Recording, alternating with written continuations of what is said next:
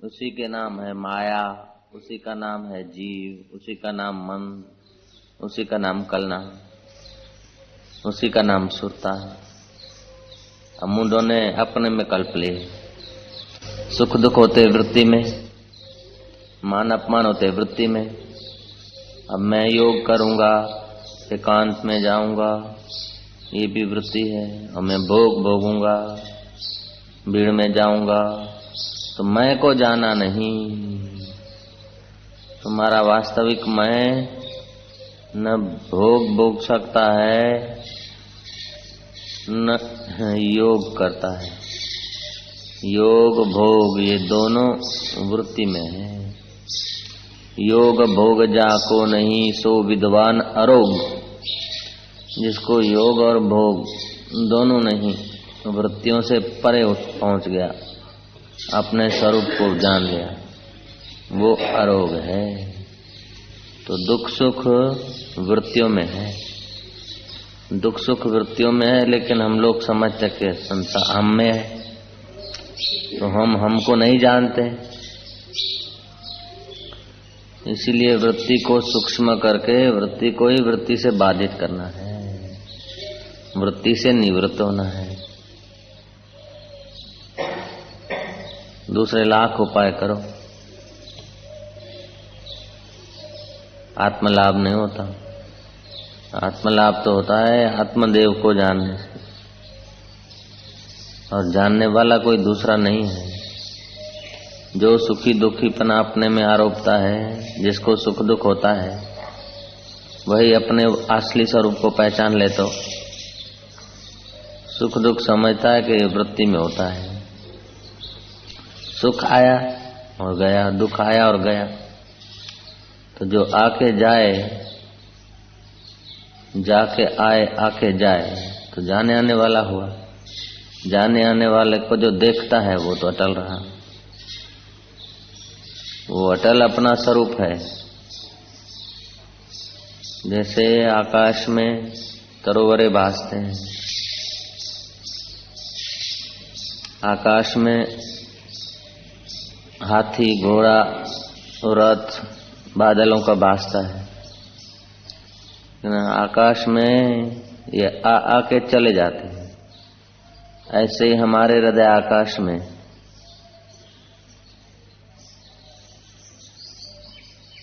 ये भाव और क्रिया प्रतिक्रियाओं की संवेदना आके चली जाती है।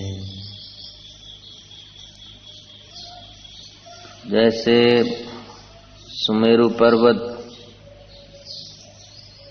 के आगे राई का दाना छोटा है, ऐसे ही हमारे चिदाकाश व्यापक स्वरूप के आगे ये भूताकाश भी छोटा है। ये जो बाहर का आकाश दिखता है वो चिदाकाश स्वरूप परमात्मा हमारा निज स्वरूप के आगे वो भी छोटा है। तो ऐसे भूताकाश चित्ताकाश जिससे प्रतीत होता है वो है चिदाकाश हम। ये भूताकाश प्रतीत होता है ना हमको, चित्त में विचार उठा वो प्रतीत होता है ना। प्रतीत माना प्रतीति भासमान दिखना, जिससे दिखता है, दिखने वाली चीज देखने वाले से छोटी होती है। तो ये चित्ता भूताकाश दिखता है, तो चित्ताकाश से छोटा है, चिदाकाश से छोटा है। बोले भूताकाश में तो हम लोग हैं और हमारे अंदर तो चिदाकाश है, तो चिदाकाश छोटा हुआ कि चिदाकाश अपने देह को मैं मान के बोलते कि हमारे अंदर है, लेकिन यही चिदाकाश इस भूताकाश को भी आवृत करके बैठा है, ढांप के बैठा है।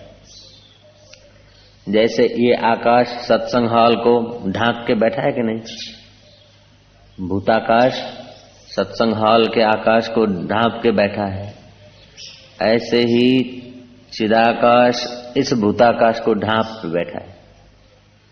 वो है परब्रह्म परमात्मा। ये बहुत सूक्ष्म बात है, गुप्त बात है। ये सत शिष्य को और पुत्र को विद्या दिया जाता है। ये ब्रह्म विद्या सतपात्र शिष्य अथवा पुत्र के हृदय में ठहरती है। और पुत्र भी गुरु की नाई जब सुने तब, पप्पा की नाई सुने तो नहीं। जैसे घटाकाश को मठाकाश व्याप के बैठता है, ये आकाश है न अपना हॉल का, इसको मठाकाश कहा। इसमें घड़ा रखा तो घड़ा, कई घड़े, इसको कई घड़ों को मठ ने जगा दिया, ठौर दिया। ऐसे ही चिदाकाश स्वरूप पर ब्रह्म परमात्मा ने इस भूताकाश को ठौर दिया है। तो भूताकाश भी चिदाकाश के अंदर है, ऐसा वो सूक्ष्म है। और सूक्ष्म है उसीलिए उस सब में है। लेकिन सबका नाश होने से उसका नाश नहीं होता। जैसे सब घड़ों का नाश होने से आकाश का नाश नहीं होता, आकाश सब घड़ों में है, ऐसे ही सब शरीरों का नाश होने से भी चिदाकाश का नाश नहीं होता। तो जहां बैक्टीरिया या भूत जात जीव जंतु जाते हैं वहां उन्हें सूर्य का प्रकाश या हवा मिलती है, क्योंकि हवा सब जगह है। जहां जीव जाते हैं हवा उनको व्याप्त है, जहां जीव जाते हैं आकाश उनको व्याप्त है। ऐसे ही जहां भी कुछ हिलचाल होती चिदाकाश उसको व्याप्त है। बस कितना भी तेजी से भागे तो आकाश को लेकर नहीं भागती। आकाश अपनी महिमा में है, वो बस से भी गुजर जाता है, इतना सूक्ष्म है। घड़ा लेकर भागो तो घड़े के अंदर जो आकाश है वो उतनी जगह का आकाश लेके तुम भागे, ऐसी बात नहीं, वो घड़े से आर पार हो गया। ऐसे ही सच्चिदानंद स्वरूप, कोई मरो चाहे जन्मो, तो सच्चिदानंद स्वरूप को जीते हैं तो भगवान मौजूद है, और मर गए तो मर गया क्या? वो नहीं, वो ज्यों का त्यों है सर्वत्र। जैसे बिलोरी कांच लेकर कहीं भी जाओ सूर्य के प्रकाश में, एक जगह पर बिलोरी कांच ठहराकर अग्नि प्रकट किया, अब वो जगह को छोड़ के कहीं भागे तो क्या दूसरी जगह नहीं हो सकता है क्या? हो सकता है। सूर्य व्यापक है बिलोरी कांच की अपेक्षा। ऐसे ही सूर्यों का सूर्य जो है चिदाकाश, वो व्यापक है। तो संस्कार पड़े मैं मेरे के अंतःकरण में, मन बुद्धि में, और जहां भी अंतःकरण जाता है वहां चिदाकाश का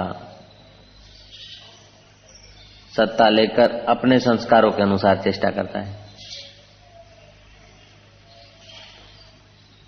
जहां बिलोरी कांच जाता है वहां सूर्य का अपने संस्कारों के अनुसार प्रकाश ग्रहण करता है, आईने का प्रकाश ग्रहण करता है। ऐसे ही चिदाकाश स्वरूप परब्रह्म परमात्मा जो अपना वास्तविक स्वरूप है, अंतःकरण जहां जाता है जैसा सोचता है उस वक्त उसको वहां वैसा ही प्रतीत होता है, और उसकी वृत्ति जब नींद में चली जाती है तो कुछ नहीं,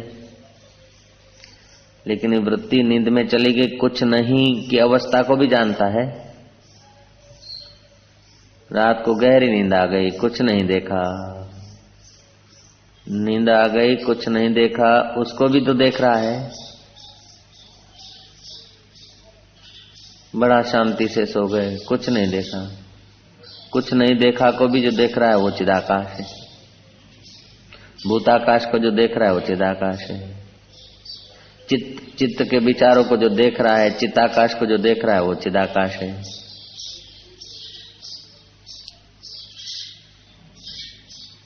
तो उसको मैं रूप में मन नित्य ध्यासन करे भ्रांति दूर हो गई, हो गया। ब्रह्मा विष्णु महेश रुद्र शिव सब कुछ हो गया।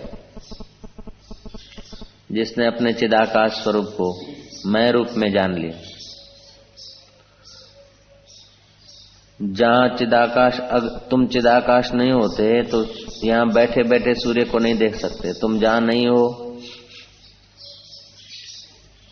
वहां का तुम्हें ज्ञान नहीं हो सकता है। तुम्हारी इंद्रियां सीमित है, सूर्य तक पहुंच सकती है, लेकिन उससे भी पार चिदाकाश तुम्हारा स्वरूप है। इंद्रियों से जो दिखेगा वो सीमित हो दिखेगा, लेकिन इंद्रियां भी वही देख सकेगी जहां तुम नहीं, तुम हो। तुम नहीं हो वहां इंद्रियां नहीं देख सकती। तो सूर्य के ऊपर भी तुम हो, उसीलिए सूर्य दिखता है। चंद्रमा और उसके ऊपर भी तुम हो, उसीलिए वो दिखता है। लेकिन तुम जब देह को मैं मानते हो ना तो यहां थाप खा लेते हो। सूर्यलोक और उसके ऊपर भी, यहाँ उसके ऊपर भी तुम हो। इस आकाश को व्याप्त करके बैठा है। जैसे घड़े के आकाश को मठ का आकाश व्याप्त करके बैठा है, ऐसे ही चित्ताकाश भूताकाश को व्याप्त करके बैठा है। वो चिदाकाश, चिदाकाश माना वो ब्रह्म स्वरूप। इसलिए ब्रह्म सर्वत्र है। सर्वत्र क्यों कहना पड़ता है? ये सर्व दिखता है, अनेक दिखता है, हकीकत में सब उसी में है। जैसे पापी पुण्यात्मा, दुर्जन सज्जन, अपना पराया, आंधी तूफान बरसात गर्मी सर्दी सब आकाश के अंदर ही है। ये सब होते हुए भी आकाश का कुछ बढ़ा नहीं सकते और बिगाड़ नहीं सकते।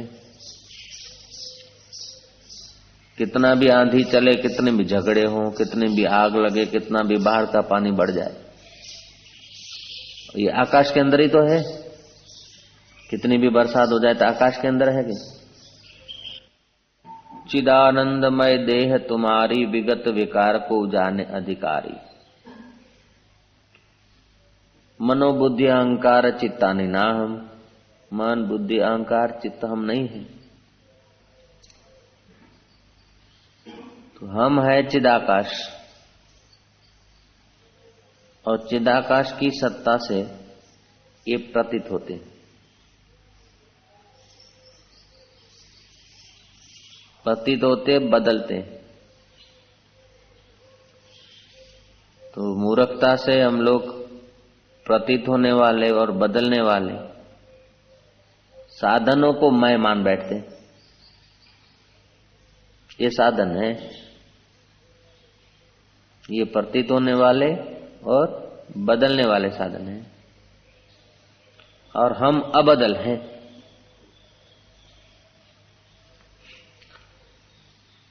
प्रतीत होने वाला माना क्या? माना दिखने वाले, ठीक है ना?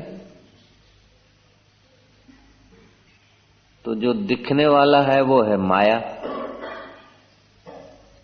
जिससे दिखता है वो है मालिक। जो दिखे सो माया। माया कोई स्त्री साड़ी पहन के बैठी उसका नाम माया नहीं है। उस चिदाकाश में जो फुरने से नाम रूप बन गया उसको माया बोलते हैं।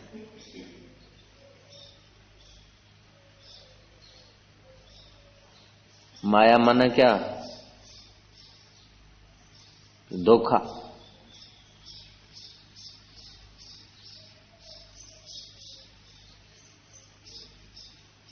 माया माने धोखा। तो धोखा है,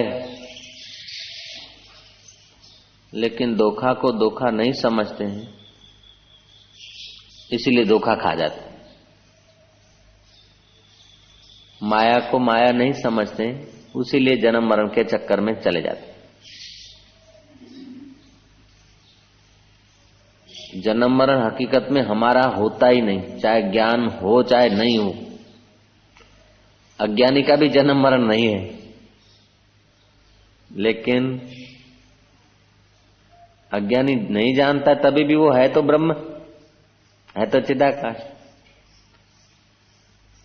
लेकिन नहीं जानता है तो अपने चिदाकाश में ठहरता नहीं, और माया को मैं समझता है, इसीलिए दुखी होता है, यात्रा होती रहती है।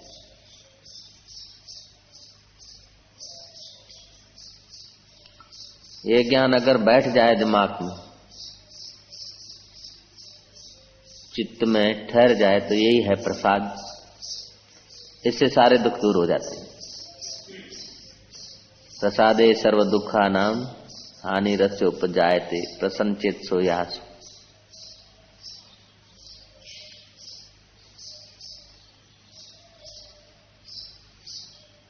तो ऐसी कोई क्षण नहीं है जो तुम परमात्मा से अलग हो जाओ, ऐसी कोई जगह नहीं जो तुम परमात्मा से अलग हो जाओ। चलो परमात्मा से अलग, परमात्मा शब्द नहीं, ऐसी कोई जगह नहीं, ऐसी कोई मिनट नहीं जो तुम आकाश से अलग हो जाओ। आप आकाश से अलग होकर हमको बताइए, है किसी की हिम्मत? एवी कोई जग्या नहीं कि तमे आकाश थी जुदा थई देखाड़ो, आकाश थी दूर जई देखाड़ो। या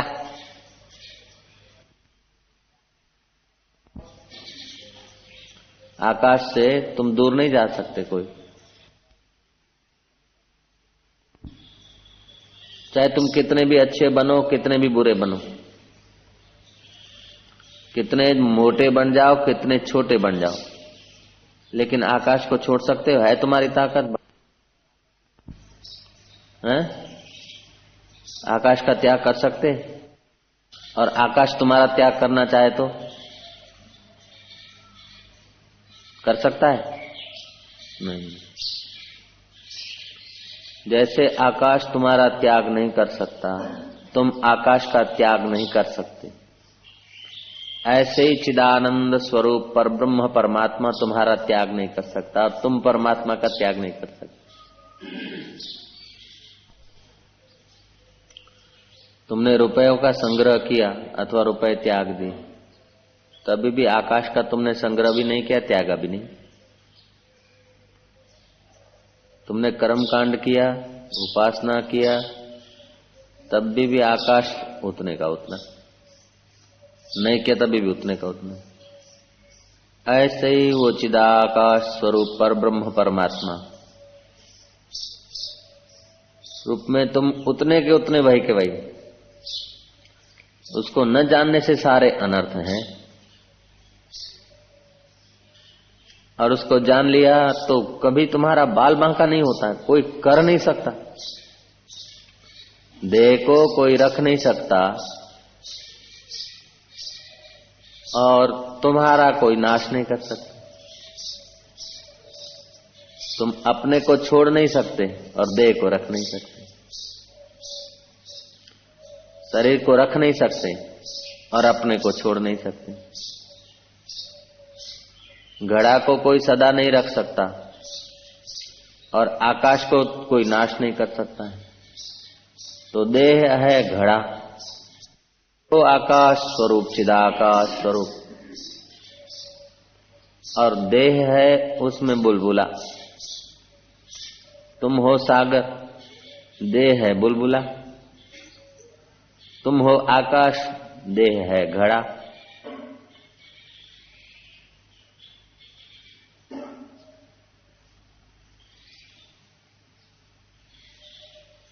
तुम हो सोना, देह है आकृति गहना। तुम हो मिट्टी, तो देह है खिलौना।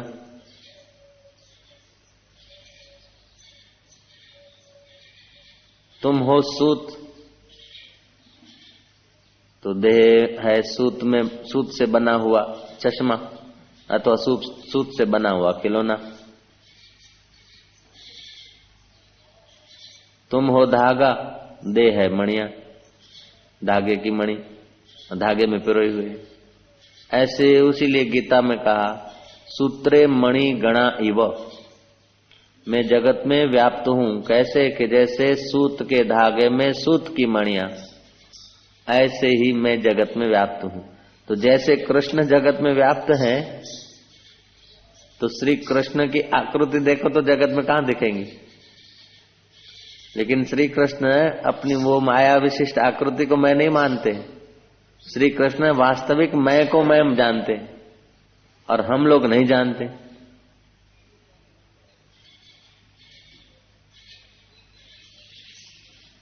तो जो श्री कृष्ण का वास्तविक तत्व वही नाली के कीड़े का वास्तविक तत्व है, लेकिन वो अभागा नहीं जानता, इसलिए दुख भोग रहा है और उसी नाली में उसको अच्छा लगता है।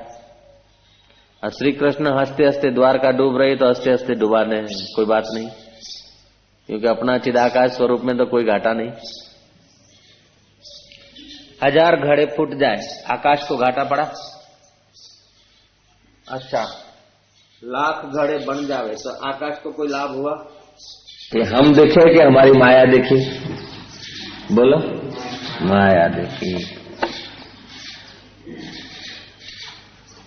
ये जो आकृति हमारी माया है, जो दिख जाए वो सब माया है, चाहे फिर किसी का भी देह हो। लेकिन जिससे देखा जाता है और दिखने वाला भी जिससे दिखता है वो है चिदाकाश परमात्मा। लेकिन माया भी परमात्मा को छोड़ के नहीं रह सकती। जैसे घड़ा आकाश को छोड़ के नहीं रह सकता है, ऐसे ही दिखने वाले शरीर भी सूक्ष्म अति सूक्ष्म चिदाकाश को छोड़ के नहीं रह सकते।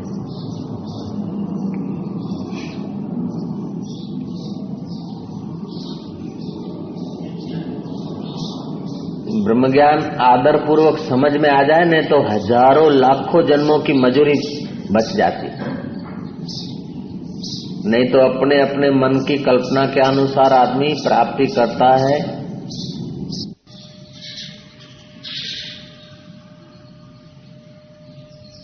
मन की मान्यता है, मान्यताएं बदलती जाती है और जैसी मान्यताएं बदलती जाती है, जैसा संकल्प होते जाते ऐसे घाट घड़ता जाता है मन, ऐसे ऐसे रूप बना देता है उसी चिदाकाश में। जैसे बादलों में हाथी घोड़ा हम लोग कल्प लेते हैं कि रथ दिखता है बादलों में, हाथी घोड़े दिखते हैं बादलों में। मरुभूमि में पानी दिखता है, कल्प लेते हैं ना मरुभूमि में पानी। ऐसे ही चिदाकाश में मूर्खों ने जगत को कल्प लिया है नहीं जगत, कल्प लिया है और इतना पक्का हो गया है कि वो ही दिखता है, ब्रह्म नहीं दिखता है। શું કહો છો?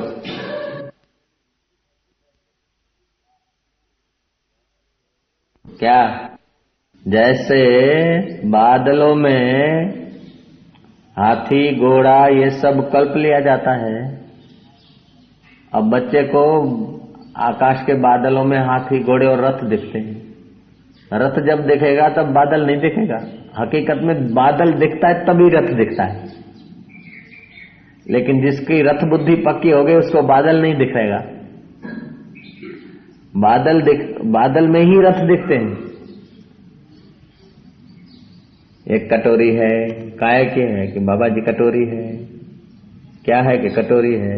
कटोरी दिखती है लेकिन पहले पित्तल दिखता है, बाद में कटोरी दिखती है। ऐसे ही पहले ब्रह्म दिखता है, बाद में जगत दिखता है। उसमें पहले सोना दिखता है, बाद में उसमें गहना है, लेकिन दिखता है कि नहीं चूड़ी है। सच बताओ कि बंगड़ी है।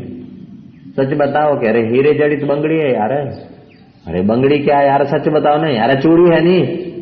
अरे चूड़ी बंगड़ी बोलते, लेकिन पहले क्या है कि पहले आपका हाथ है। ओहो, पहले सोना है फिर उसमें बंगड़ी दिखती है। ऐसे ही पहले ब्रह्म परमात्मा है, फिर उसमें जगत दिखता है। तो बंगड़ी टूटेगी, फूटेगी, बदलेगी, लेकिन सोना वही का वही। ऐसे ही ये जगत और शरीर बनते हैं, टूटते फूटते हैं, लेकिन अपना आत्मा, अपना आपा वही का वही। अपने मूल स्वरूप को जाना तो वही का वही। आकृति माना तो महाराज कितने ही दुख भोगे, कितने ही जन्म लिए।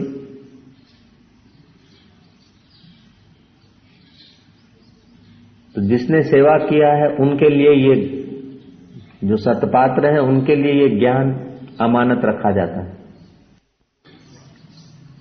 ये ज्ञान ऋषियों के हृदय में उड़ेला जाता है, साधकों के हृदय में उड़ेला जाता है। परम पुरुषम दिव्यम याति पार्थ अनुचिंतयन्। ये परम पुरुष वही परमात्मा, परब्रह्म परमात्मा, उसी चिदाकाश स्वरूप में ब्रह्मा विष्णु महेश लोक लोकांतर पैदा हो के लीन होते जाते हैं।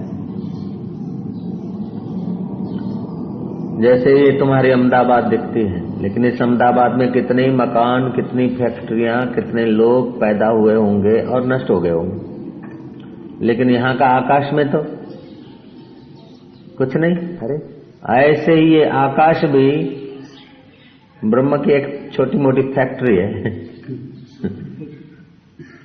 ये जो भूताकाश दिखता है वो भी ब्रह्म में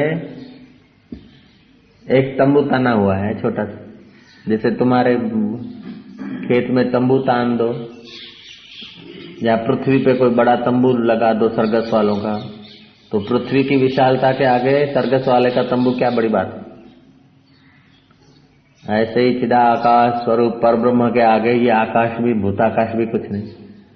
तो सर्कस का तंबू विशाल आकाश के आगे कुछ नहीं, लेकिन तंबू में कितने ही बड़े लोग दिखते हैं, बड़े हाथी, सिंह, सर्कस दिखाने वाले, उनके ऑफिस, उनकी टिकट की खिड़कियां, हजारों लोग दिखते हैं। बहुत तुम्हारे घर की अपेक्षा तंबू बड़ा है, लेकिन आकाश के आगे तंबू क्या है।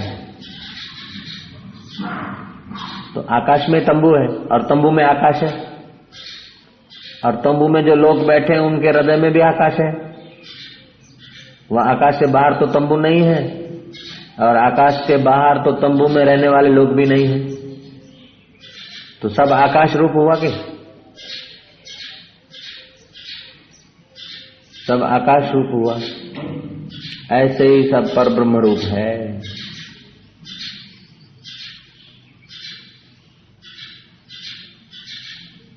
उसमें स्थित होना है। स्थित तो है ही, उससे बाहर तो है नहीं, लेकिन नहीं जानते ना। बोले भगवान में स्थित हो जाओ, भगवान में अस्थिति तो है ही नहीं, लेकिन नहीं मानते हैं। देह इंद्रियों के साथ जुड़ गए, उसीलिए भगवान में स्थिति होते हुए भी वो स्थिति का लाभ नहीं है।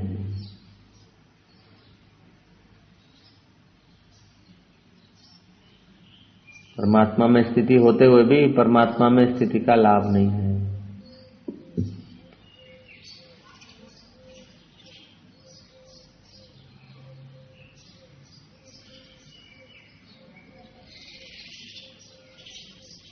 जैसे पानी, बुदबुदे की पानी में स्थिति है, लेकिन तरंग हो रहा है और वो अपने को बुदबुदा जाना है तो परेशान है। पानी तरंगित हो रहा है और बुदबुदा को खतरा है। क्यों खतरा है? कि अपने को बुलबुला मानता है, और पानी मान लेवे तो पानी में स्थिति है कि नहीं उसकी, बुलबुले की।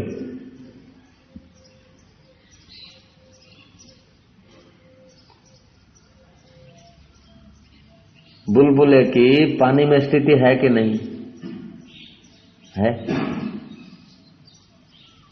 है कि नहीं है? बोलो नहीं। ऐसे ही सबकी ब्रह्म में स्थिति है। जैसे बुलबुला पानी में ही है, पानी रूप ही है, ऐसे ही सब जीव भूत जात ब्रह्म में है, ब्रह्म रूप है।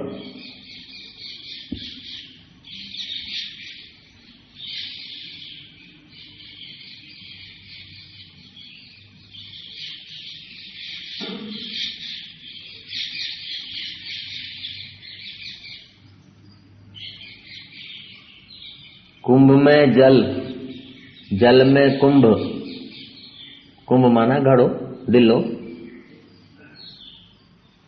जल में कुंभ, कुंभ में जल, बाहर भीतर पानी। फूटा कुंभ जल जले समाना, ये अचरज है ज्ञानी। कुंभ फूटा तो जल जल में समाया, लेकिन अभी भी तो जल जल में ही था ना। सरोवर में घड़ा डाल दिया, पानी का भरा हुआ पानी है, तो बाहर भी पानी अंदर भी पानी, फिर भी वो दिखता है घड़े का पानी और वो दिखता है सरोवर का पानी। तुमने खाली घड़ा डाल दिया, घड़ा भर गया,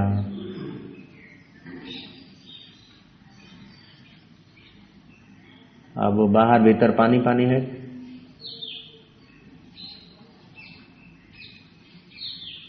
लेकिन घड़ा ने ये सरोवर का पानी और ये घड़े का पानी दिखा दिया है।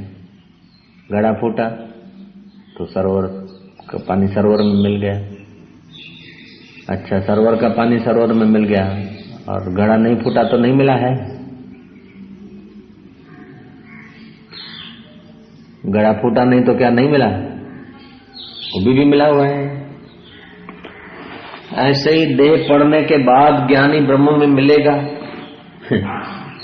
ऐसी बात नहीं है। मरने के बाद ज्ञानी ब्रह्म में लीन हो जाएगा, तो अभी कहाँ है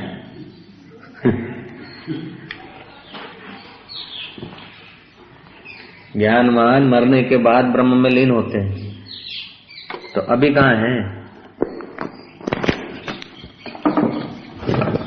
अभी भी उसी में है।